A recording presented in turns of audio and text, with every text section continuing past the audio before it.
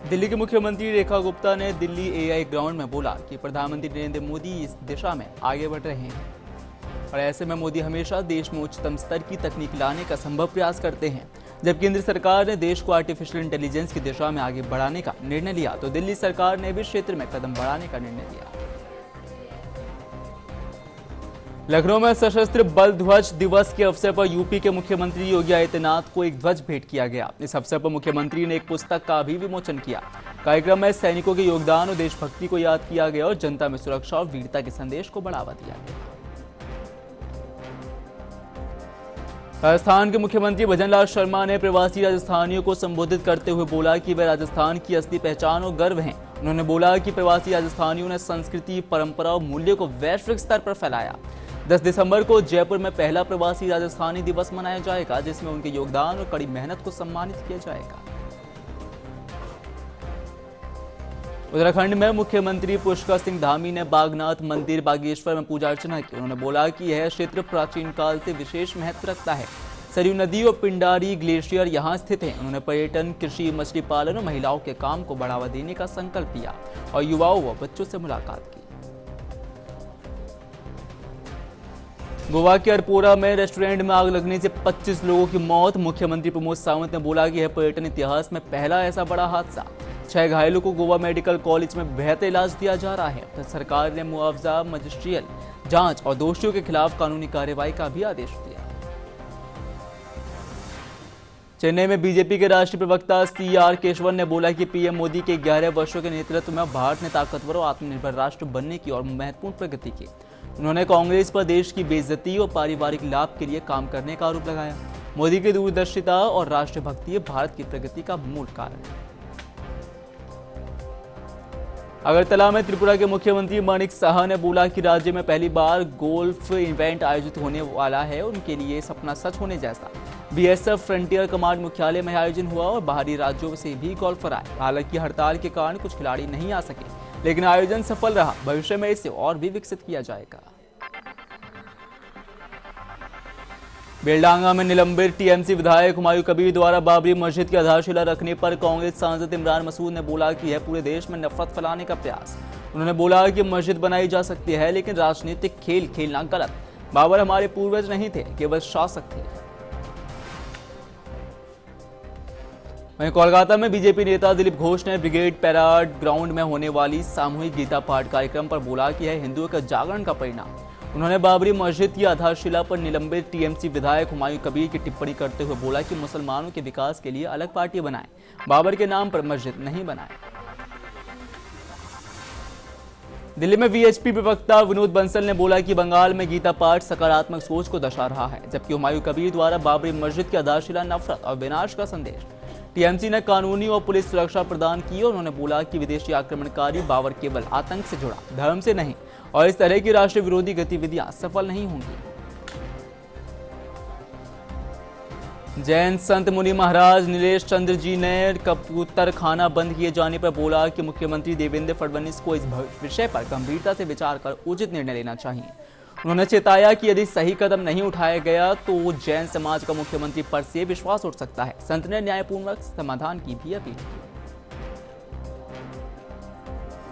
दिल्ली मंत्री आशीष सूद ने Delhi AI ground में कहा कि दिल्ली के सतत विकास लक्ष्यों में पिछले पहलुओं को सुधारने के लिए ई-मोबिलिटी महत्वपूर्ण है। वह साइकिल संस्कृति को वापस लाने और परिवहन अंतिम मील, कनेक्टिविटी व पर्यावरण सुधार के लिए प्रयासरत हैं। दिल्ली की सड़कों और वातावरण को विकसित करने पर जोर दिया जा रहा है।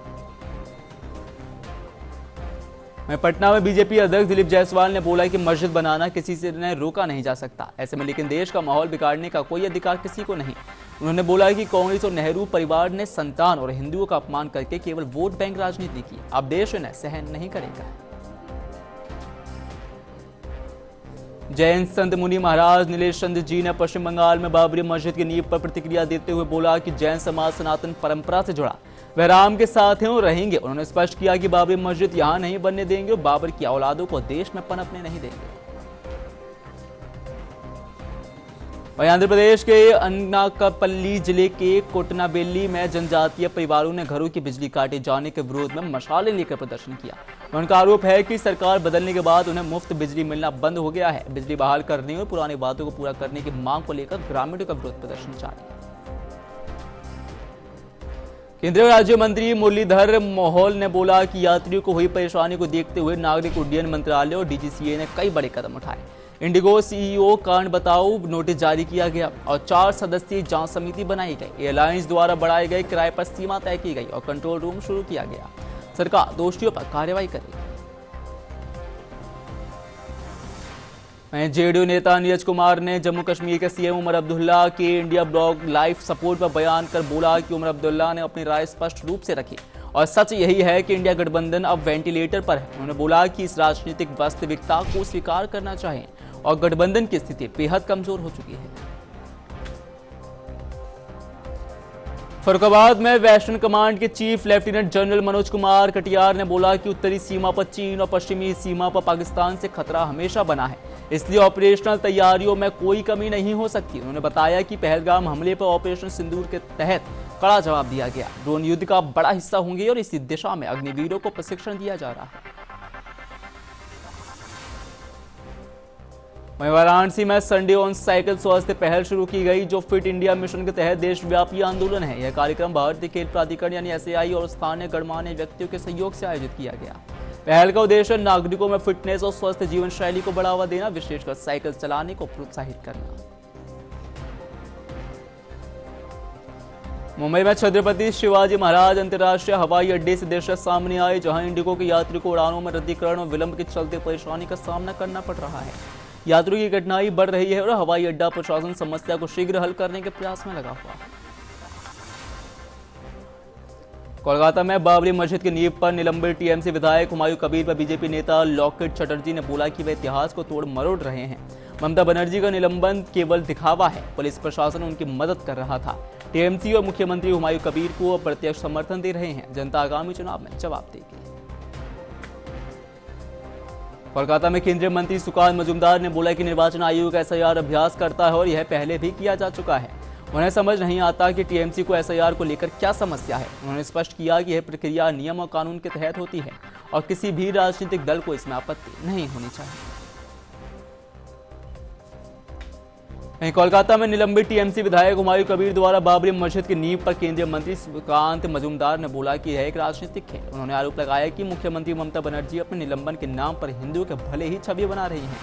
ऐसे में बाबरी मस्जिद को देश की जनता कभी स्वीकार नहीं करेगी और ये सियासी खेल वोट बैंक के लिए। रायपुर में कांग्रेस नेता भूपेश बघेल ने बोला कि राज्य में धान खरीदी की व्यवस्था पूरी तरह असमंजस में है और किसान इसे स्वीकार नहीं कर पा रहे हैं। सबसे बड़ी समस्या टोकन है, जिन्हें किसान ऑनलाइन या फिर ऑफलाइन प्राप्त नहीं कर पा रहे हैं। पिछली बार एक किसान ने अपनी जान देने तक की हद जा पहुंचा। मुंबई में कांग्रेस नेता हुसैन दलवी ने बोला कि राज्य मंत्री मंगल प्रभात लोढ़ा द्वारा पश्चिम बंगाल की सीएम ममता बनर्जी को गद्दार कहने की टिप्पणी पूरी तरह गलत। उन्होंने बताया कि गद्दारी का मतलब हिंसा का समर्थन करना है, जबकि लोढ़ा स्वयं हिंसा का समर्थन करते हैं। मुसलमानों के खिलाफ बोलना क्या दर्शाता है, यह भी सवाल उठता है। सबरीमाला गोल्ड मामले में टीपीसीसी प्रमुख सनी जोसेफ ने बोला कि सीपीआईएम सरकार पूर्व टीडीपी अध्यक्षों की गिरफ्तारी से डर रही है। उन्होंने आरोप लगाया कि अगर पार्टी कार्रवाई न करती है तो इससे और नेताओं की सलिमता का सच सामने आ सकता है। मामले की पूरी जांच और तथ्य उजागर होने की आवश्यकता है। कोलकाता में ब्रिगेड परेड ग्राउंड पर सामूहिक गीता पाठ में बीजेपी नेता अग्निमित्रा पॉल ने बोला कि गीता मानव उत्थान का मार्गदर्शन करती है। भगवान हमेशा मौजूद नहीं होते, इसलिए पीएम मोदी उनके संदेशवाहक हैं। उन्होंने बोला कि बंगाल के लोग ऐसी सरकार चाहते हैं जो हिंदुओं के साथ न्याय करे और विकास सुनिश्चित करे। हुगली में टीएमसी सांसद कल्याण बनर्जी ने बोला कि 5 लाख भक्तों द्वारा गीता पाठ जैसी घटनाओं को वे ज्यादा महत्व नहीं देते। उन्होंने बोला कि धर्म को राजनीति का आधार बनाना भारत के लिए दुर्भाग्यपूर्ण। भारतीय लोकतंत्र धर्मनिरपेक्षता पर निर्भर है और इसे भूलने वाला कोई भी नेता देश की लोकतांत्रिक संरचना को नुकसान पहुंचाता है। जम्मू कश्मीर के सीएम उमर अब्दुल्ला की इंडिया ब्लॉक लाइफ सपोर्ट पर बयान पर आरजेडी नेता मनोज झा ने बोला कि परिस्थितियों के थोड़े प्रतिकूल होने पर त्वरित टिप्पणियां करना उचित नहीं। जनता ही ऊपर से नीचे और नीचे से ऊपर की यात्रा तय करती है। गठबंधन में सभी दलों की जिम्मेदारी है और यह केवल तंज भरे बयान तक सीमित नहीं। भाजपा सांसद मनोज तिवारी ने उत्तर पूर्वी दिल्ली के खजूरी चौक यमुना खातर में सांसद खेल का उद्घाटन किया। उन्होंने दिल्ली विकास प्राधिकरण के उपाध्यक्ष एन श्रवण कुमार के साथ क्रिकेट का टॉस कर झरोदा और संत नगर की टीमों के बीच क्रिकेट टूर्नामेंट की शुरुआत की। कार्यक्रम में खेल और युवाओं को प्रोत्साहन देने पर भी जोर दिया गया।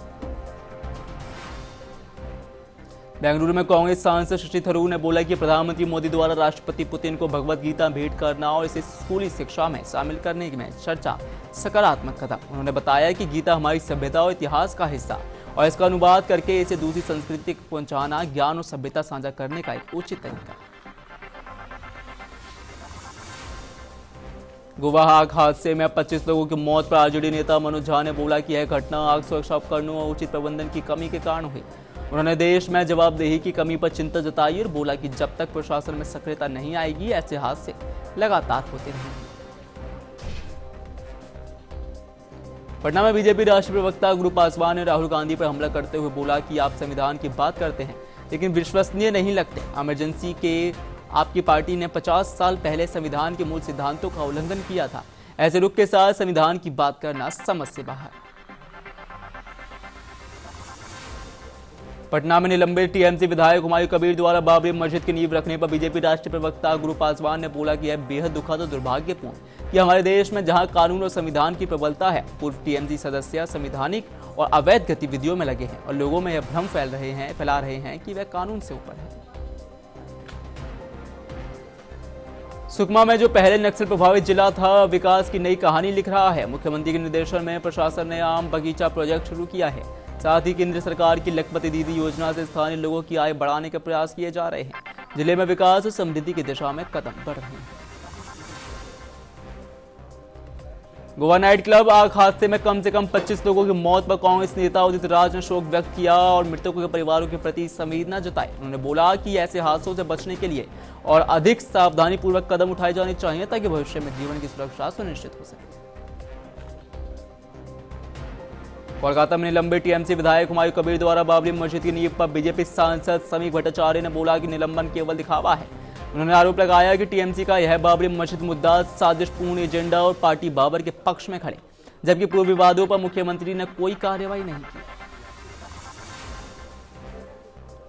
बेंगलुरु में कांग्रेस सांसद शशि थरूर ने लोकसभा में वैवाहिक बलात्कार को अपराध घोषित करने वाला विधेयक पेश करने पर बोला कि महिलाओं के साथ हिंसा और बलात्कार के मामलों में पति कानूनी छूट का लाभ लेते हैं। उन्होंने बोला कि यह पुरानी प्रतिष्ठात्मक दृष्टिकोण का परिणाम है और इसे खत्म करना, महिलाओं को अपने शरीर पर नियंत्रण का अधिकार देना आवश्यक है। कोल्लम में अष्टमुड़ी झील में देर रात आग लग गई, जिसमें 10 से अधिक मछली पकड़ने वाले नावें जलकर नष्ट हो गए। घटना की जानकारी मिलते ही स्थानीय अधिकारियों और फायर ब्रिगेड मौके पर पहुंची। अब अभी आग लगने के कारण नुकसान का विवरण सामने नहीं आया। बचाव और जांच कार्य जारी है। कोलकाता में निलंबित टीएमसी विधायक हुमायूं कबीर द्वारा बाबरी मस्जिद की नींव रखने पर केंद्रीय राज्य मंत्री सुकांत मजूमदार ने बोला कि बंगाल में बाबरी मस्जिद कभी स्वीकार्य नहीं, किसी को मस्जिद बनाने से रोका नहीं जा रहा, लेकिन बाबर के नाम पर निर्माण हिंदुओं का अपमान और उकसाने का प्रयास। हिंदू समुदाय उचित प्रतिक्रिया देगा। ओडिशा के कांग्रेस विधायक सीएस राजेन एक्का ने एएनएम परीक्षा विवाद पर आरोप लगाया कि भाजपा की डबल इंजन सरकार आने के बाद पिछले 18 महीनों में 18 बार प्रश्न पत्र लीक हो चुके हैं। उन्होंने बोला कि इससे छात्रों और शिक्षा प्रणाली की विश्वसनीयता पर सवाल उठते हैं और सुधार की आवश्यकता। तेने में डीएमके राज्य कार्यकारिणी सदस्य शंकर से जुड़े कई स्थानों पर जीएसटी विभाग, ईडी और आईटी अधिकारियों द्वारा लगातार दूसरे दिन तलाशी अभियान चलाया जा रहा है। विभिन्न संपत्तियों और कार्यालयों की जांच की जा रही है। अधिकारियों का उद्देश्य वित्तीय अनियमितताओं और कल उल्लंघनों के सबूत इकट्ठा करना बताया गया। अहमदाबाद में रेलवे पीआरओ अजय सोलंकी ने बोला कि यात्रियों की सुविधा के लिए वेस्टर्न रेलवे ने विशेष ट्रेनों का संचालन किया। साबरमती दिल्ली और साबरमती दिल्ली सराय रोहिला ट्रेनों का समय और दिनांक घोषित किया गया। यात्री आधा घंटा पहले स्टेशन पहुंचे।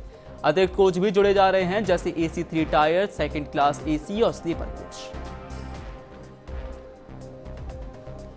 गोवा नाइट क्लब आग हादसे पर सीपीआईएम सांसद वीर शिवदास ने बोला कि देश में रोज ऐसे हादसे सुनने को मिलते हैं। यह चिंताजनक है कि सरकार और उसकी एजेंसियां पर्याप्त कार्रवाई नहीं कर रही। उन्होंने उचित जांच की आवश्यकता बताई। केंद्र व राज्य सरकार से लोगों की सुरक्षा के लिए कड़ा कदम उठाने की मांग की। जम्मू कश्मीर के सीएम उमर अब्दुल्ला के इंडिया ब्लॉक जीवन रक्षक पर बयान पर शिवसेना यूबीटी सांसद प्रियंका चतुर्वेदी ने बोला कि अब्दुल्ला अपने विचार स्पष्ट रखते हैं। उन्होंने बोला कि इंडिया गठबंधन को फिर से एकजुट होने, रणनीति बनाने और राज्य चुनावों में लोकसभा चुनावों जैसी गति बनाने की जरूरत। गठबंधन के नेताओं को पुनर्विचार करना होगा। उप मुख्यमंत्री केशव प्रसाद मौर्य ने समाजवादी पार्टी प्रमुख अखिलेश यादव के बयान पर हमला करते हुए बोला कि आरजेडी की हार के बाद उनका और अखिलेश यादव का हाल खराब। उन्होंने बोला कि चुनाव आयोग द्वारा मतदाता सूची शुद्धिकरण चल रहा है और भाजपा कार्यकर्ता इसमें लगे हैं। अखिलेश का बयान गैर जिम्मेदाराना और झूठ है। गोवा में हुई आग की घटना में 25 लोगों की मौत पर बीजेपी नेता शाहनवाज हुसैन ने बोला कि यह बेहद दुखद। राज्य सरकार इसकी जांच कर रही है और जो भी दोषी पाए जाएंगे उन्हें बख्शा नहीं जाएगा। इतने लोगों की जान जाने की खबर बहुत ही कष्टदायक और दुखजनक। करनी सेना के राष्ट्रीय उपाध्यक्ष योगेंद्र सिंह राणा को फिर से गिरफ्तार किया गया। शौर्य दिवस पर हनुमान चालीसा पढ़ने की तैयारी कर रहे करनी सैनिकों में आक्रोश। कटघर थाने के बाहर करनी सैनिकों की भीड़ जुटी। 3 दिन पहले गिरफ्तार राणा को तो कोर्ट ने तुरंत जमानत दी। मझौला पुलिस पर भी पिटाई का आरोप। रायबरेली में एक दुखद दुर्घटना हुई जब लखनऊ से झारखंड और छत्तीसगढ़ जा रही तेज रफ्तार बस नियंत्रण खोकर पलट गई। पुलिस ने तुरंत मौके पर पहुंचकर घायलों को जिला अस्पताल में भर्ती कराया। हादसे में कई लोग घायल हुए। बचाव और जांच कार्य जारी। केंद्रीय मंत्री अर्जुन राम मेघवाल ने बोला कि राहुल गांधी आरोप लगाते हैं कि आदत रखते हैं और फिर उस पर ध्यान नहीं देते। जब कोई संवैधानिक संस्था उनका जवाब देती है तो वह सुनते नहीं। उन्होंने बोला कि विपक्ष नेता होने के नाते उन्हें सरकार की बात सुनना चाहिए और जिम्मेदारी निभानी चाहिए। उत्तराखंड के मुख्यमंत्री पुष्कर सिंह धामी ने बागेश्वर दौरे के दूसरे दिन सुबह सरयू नदी तट का निरीक्षण किया। उन्होंने चल रहे विकास कार्यों की समीक्षा की और स्थानीय लोगों से मुलाकात कर उनका हालचाल जाना। मुख्यमंत्री ने जनता से सरकारी जन कल्याण योजनाओं पर फीडबैक लिया और जरूरतों व सुझावों को भी ध्यान से सुना। जयपुर में राजस्थान के मुख्यमंत्री भजनलाल शर्मा ने आर्मी फोर्सेस फ्लैग डे के अवसर पर ऑनर रन मैराथन को हरी झंडी दिखाई। इस आयोजन का उद्देश्य सैनिकों के सम्मान को बढ़ावा देना और नागरिकों में देशभक्ति का संदेश फैलाना। मुख्यमंत्री ने धावकों का उत्साहवर्धन किया तथा मैराथन की शुरुआत की। दिल्ली के मुख्यमंत्री रेखा गुप्ता, अंतरिक्ष यात्री ग्रुप कैप्टन शुभांशु शुक्ला एवं अन्य गणमान्य व्यक्तियों ने दिल्ली एआई ग्राउंड में भाग लिया, जो भारत की पहली शहर केंद्रित आर्टिफिशियल इंटेलिजेंस नवाचार है। इस कार्यक्रम का उद्देश्य एआई में नवोन्मेष में बढ़ावा देना और तकनीकी क्षमताओं का विकास करना। दिल्ली एआई ग्राउंड में भारतीय अंतरिक्ष यात्री व IAF group captain Shubhanshu Shukla ने बोला कि एआई हर क्षेत्र में गहराई से जुड़ा और है कार्य को तेजी से पूरा करने का महत्वपूर्ण साधन है। उन्होंने बोला कि एआई पर फोकस हमें विकसित भारत 2047 के लक्ष्य तक पहुंचाएगा। यदि युवा पीढ़ी जिम्मेदारी संभाले तो यह लक्ष्य 2047 से पहले ही हासिल हो सकता है। जयपुर में आयोजित ऑनर रन कार्यक्रम में राजस्थान के सीएम भजनलाल शर्मा ने प्रतिभागियों का स्वागत करते हुए बोला कि यह दौड़ केवल रेस नहीं बल्कि देश के अमर वीरों को सम्मान देने का अवसर। उन्होंने बोला कि यह कार्यक्रम सैनिकों के साहस, बलिदान और जज्बे को नमन करता है और संदेश देता है कि राजस्थान अपने जवानों के साथ कंधे से कंधा मिलाकर खड़ा है। जम्मू में आरएसएस के महासचिव दत्तात्रेय होसावले ने बोला कि आरएसएस दुनिया का सबसे बड़ा संगठन है, केवल जनता की भागीदारी से ही नहीं बन सका है। संगठन का उद्देश्य भारत को समृद्धि, संस्कृति, विज्ञान, ज्ञान में उन्नत बनाना। स्वयं को महान बनाने के बजाय हमेशा राष्ट्र को प्राथमिकता दी गई। उनका मंत्र है राष्ट्र पहले, राष्ट्र सर्वोपरि। उज्जैन में बिहार के मंत्री अशोक चौधरी ने बोला कि बिहार में हाल ही में चुनाव संपन्न हुई और एनडीए सरकार बड़ी बहुमत से बनी। उन्होंने महाकाल के आशीर्वाद के लिए बाबा का धन्यवाद किया। मंत्री ने बताया कि उनके विभाग ने सड़कों की स्थिति में सुधार किया है और ग्रामीण सड़कों को डबल लेन में बदलने का प्रयास जारी है। रेल मंत्रालय ने यात्रियों की सुविधा के लिए देश के विभिन्न हिस्सों में विशेष ट्रेनों को घोषणा की है, खासकर इंडिगो फ्लाइट रद्द होने के मद्देनजर।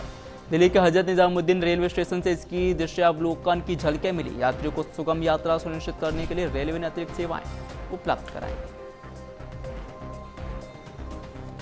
भद्राद्री कोठागुड़े में तेलंगाना जागृति अध्यक्ष के कविता ने बोला कि गुम्माड़ी नरसैया कम्युनिस्ट पृष्ठभूमि से हैं, लेकिन अत्यंत ईमानदार विधायक माने जाते हैं। उन्होंने बताया कि कन्नड़ सुपरस्टार शिवराज कुमार उनकी बायोपिक करेंगे, जो भारत में इतिहास रचेगी। कविता ने बोला कि उनकी जीवन शैली उपलब्धियां राष्ट्र में भ्रष्टाचार रहित राजनीति के लिए प्रेरणा देंगी।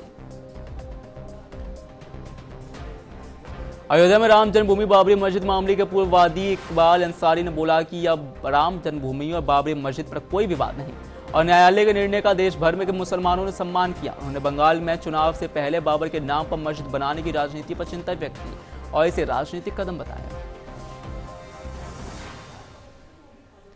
भुवनेश्वर में ग्लोबल एनर्जी लीडर्स समिट 2025 में ओडिशा सरकार के ऊर्जा एवं आईटी विभाग के प्रधान सचिव विशाल कुमार देव ने बोला कि यह समिट सीओपी की तर्ज पर भारत के लिए ऊर्जा क्षेत्र के लिए प्लेटफॉर्म बनाने के उद्देश्य से आयोजित किया गया। इसका उद्देश्य लक्ष्य है देश के ऊर्जा क्षेत्र की चुनौतियों पर चर्चा और राज्यों के बीच सहयोग बढ़ाना। भद्राद्री कोठागुडेम में निम्राता एन सुरेश रेड्डी ने बोला कि आज का दिन ऐतिहासिक क्योंकि वे ईमानदार और भ्रष्टाचार मुक्त नेता गुम्माड़ी नरसैया पर फिल्म बना रहे हैं। इसका उद्देश्य उनकी जीवन शैली को देश भर में फैलाकर राजनीतिक रिश्वतखोरी रोकना और निष्पक्ष राजनीति को बढ़ावा देना। उन्होंने बोला कि राजनीतिक बदलाव केवल जनता के माध्यम से संभव है। बीकानेर में केंद्रीय मंत्री अर्जुन राम मेघवाल ने लोकसभा में विपक्ष नेता राहुल गांधी के आरोपों का जवाब देते हुए बोला कि उन्हें भारत के मुख्य न्यायाधीश की शपथ ग्रहण समारोह में 3 बार आमंत्रित किया गया, लेकिन वो उपस्थित नहीं हुए। उन्होंने कई अन्य अवसरों पर भी नहीं भाग लिया और संवैधानिक संस्थाओं का सम्मान नहीं किया। गोवा के मुख्यमंत्री प्रमोद सावंत उत्तर गोवा की अरपोरा में उस रेस्टोरेंट का निरीक्षण करने पहुंचे जहां आग लगने से 25 लोगों की मौत हुई। उन्होंने घायलों से मुलाकात की और दुर्घटना में मारे गए लोगों के परिवारों के प्रति संवेदना व्यक्त की। ऐसे मुख्यमंत्री ने राहत और सुरक्षा उपाय सुनिश्चित करने का भी आश्वासन दिया। नम्रता में गुजरात के मुख्यमंत्री भूपेंद्र पटेल ने सरदार एट 150 राष्ट्रीय एकता पदयात्रा की समापन समारोह को संबोधित किया। यह पदयात्रा सरदार वल्लभ भाई पटेल की 150वीं जयंती के अवसर पर आयोजित की गई थी। मुख्यमंत्री ने एकता, अखंडता और देशभक्ति के महत्व पर जोर दिया और सरदार पटेल के योगदान को याद किया। गुजरात के अरपोरा में भाजपा विधायक माइकल लोबो ने बोला कि रेस्टोरेंट आग हादसे में 25 लोगों की मौत, अधिकांश स्थानीय कर्मचारी थे। उन्होंने सभी क्लबों में सुरक्षा ऑडिट की आवश्यकता बताई और बोला कि पर्यटकों व कर्मचारियों की सुरक्षा सर्वोपरि है। अधिकतर मौतें धुआं में सांस लेने से हुई। वहीं गोवा के अरपोरा में मुख्यमंत्री प्रमोद सावंत ने बोला कि पर्यटन राज्य के लिए यह घटना अत्यंत दुर्भाग्यपूर्ण। अवैध रूप से संचालित स्थानों में आग लगने से 25 लोगों की मौत। सरकार इस घटना की जांच करेगी, आग का सही कारण पता लगाया जाएगा, जिम्मेदारों के खिलाफ कड़ी से कड़ी कानूनी कार्रवाई की जाएगी। पिंपरी चिंचवड महाराष्ट्र में राज्य मंत्री नितेश राणे ने बोला कि हिंदू समुदाय लंबे समय से चाहता है कि अयोध्या में राम मंदिर का निर्माण हो, हिंदुओं का वहां हर इंच भूमि पर अधिकार। उन्होंने बोला कि जैसे मंदिर पुराने समय से मौजूद रहे वैसे ही भविष्य में भी बने रहेंगे। पहला अयोध्या, फिर काशी और फिर मथुरा। हैदराबाद में भारतीय पूर्व उपराष्ट्रपति वेंकैया नायडू ने रेंडुरगम में द फुट डॉक्टर हॉस्पिटल द्वारा आयोजित वॉकथॉन में भाग लिया। उन्होंने बोला कि बढ़ती मधुमेह समस्या को देखते हुए बच्चों में स्वस्थ आदतें विकसित करना जरूरी। सुबह उठना, व्यायाम, योग और खेलकूद से बच्चे स्वस्थ जीवन की जी सकते हैं। वॉकथॉन का यही संदेश। गोवा के अरपोरा में नॉर्थ गोवा के बीच रेस्टोरेंट में रात को आग लगने की घटना स्थल से सुबह की दृश्यावलोकन। इस भयावह हादसे में 25 लोगों की मौत। राहत एवं बचाव कार्य जारी। अधिकारियों ने सुरक्षा जांच शुरू की और भविष्य में ऐसे हादसों को रोकने के लिए कदम उठाने का भी आश्वासन दिया। मुंबई के छत्रपति शिवाजी महाराज अंतर्राष्ट्रीय हवाई अड्डे से दृश्यावलोकन, जहां इंडिगो यात्रियों को फ्लाइट रद्द और विलंबित होने के कारण परेशानी का सामना करना पड़ा। ऐसे में यात्रियों की भीड़ और असुविधा देखने को मिल रही है। एयरलाइन ने समस्याओं को जल्द हल करने और यात्रियों को सुविधा प्रदान करने का भी प्रयास शुरू किया। गुजरात के अहमदाबाद में सरदार वल्लभ भाई पटेल अंतर्राष्ट्रीय हवाई अड्डे पर रेलवे मंत्रालय और आईआरसीटीसी ने हेल्प डेस्क काउंटर स्थापित किया। इस कदम पर यह इंडिगो फ्लाइट रद्द होने की स्थिति में यात्रियों को सहायता और जानकारी प्रदान करने के लिए किया गया। यात्रियों को टिकट बदलने, वापसी और यात्रा संबंधी सहायता दी जा रही है।